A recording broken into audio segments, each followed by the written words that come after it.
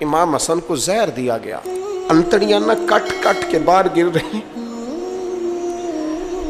اس شہزادے کی جس نے حضور کی گود میں عمر گزاری، محبوب کے کندھوں پہ رہنے والے حسن ابن علی جناب امام حسین حاضر بارگاہ ہوئے تو ہاتھ پکڑ کے بھائی کا چوم کے رو پڑے۔ بھائی پیارے بھی تو بڑے ہوتے ہیں نا، بڑے پیارے ہوتے ہیں، اور ان لوگوں کا منصب بڑا انوکھا ہے، شدید تکلیف ہے۔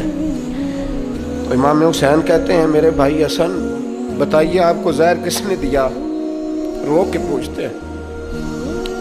بھائی کا ماتھا چوم کے امام حسن رو پڑے، کہنے لگے حسین میری مجبوری ہے، میں تمہیں نہیں بتاؤں گا۔ کہا کیوں؟